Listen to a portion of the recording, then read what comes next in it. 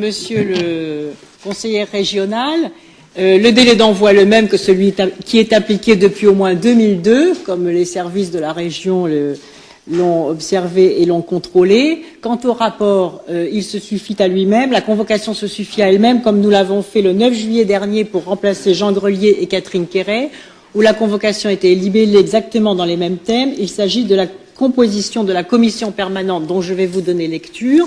Et en application de l'article 4133.5 du Code général des collectivités territoriales, une fois que le délai de délibération aura été ouvert, il y aura un délai d'1 heure qui sera ouvert pour le dépôt des candidatures.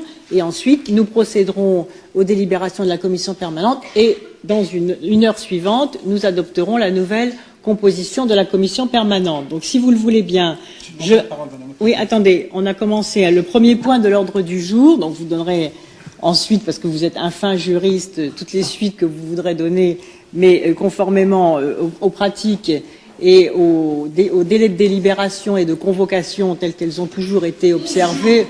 Oui, ne soyez pas spécieux. Mais j'ai bien entendu, mais vous donnerez les suites que vous voudrez à la jurisprudence Fromonteil si vous le souhaitez.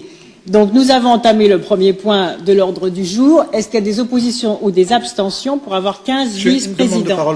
Attendez, c'est moi qui donne la parole. Donc nous allons nous dérouler les choses. Il y aura 1 heure de temps. Non, mais je demande la parole maintenant, Madame la Présidente. Eh bien, pour l'instant, nous passons au vote sur la 15e. J'ai demandé avant que le vote soit engagé, Madame la Présidente. Le vote a été engagé. Non, je suis désolé, Madame la Présidente, le vote n'a pas été engagé à cet instant. Il y a également Marie Legrand qui a demandé la parole. Je fais d'abord voter les 15 vice-présidents. Non. Et ensuite, je donnerai la lecture. Non, madame. Si la privation de parole fait partie de vos prérogatives, je ne peux pas rester dans l'Assemblée pareille. Je demande la parole, Madame la Présidente. Je mets aux voix les 15. Est-ce qu'il y a des oppositions? Je vais vous donner la parole tout de suite après. Est-ce qu'il y a des oppositions ou des abstentions pour avoir les 15 vice-présidents? Madame, c'est pas possible. Mais on peut pas. Je n'en vois pas. Je n'en vois pas. On ne peut pas voter. Je n'en vois pas.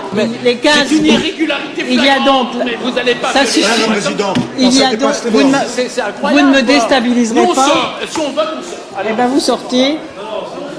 Nous adoptons donc. C'est une parodie de démocratie. Non, mais on sort. Nous, on vote pas. Vous votez pas. Donc, je constate qu'il n'y a pas d'abstention ou pas d'opposition. Nous sommes dans une parodie absolue du fonctionnement démocratique d'une assemblée. Il est de votre responsabilité première de tenir une assemblée qui se tienne normalement et que son fonctionnement soit garanti. C'est votre rôle. Moi, je vais m'exprimer dehors puisque vous ne voulez pas que je m'exprime à l'intérieur. Eh bien, c'est parfait. Nous adoptons donc la 15e vice-présidence. Je donne lecture de la proposition de commission permanente avec l'ouverture d'un délai d'1 heure. Premier vice-président Jean-François Fountaine, deuxième vice-président Bernard Grasset, troisième vice-président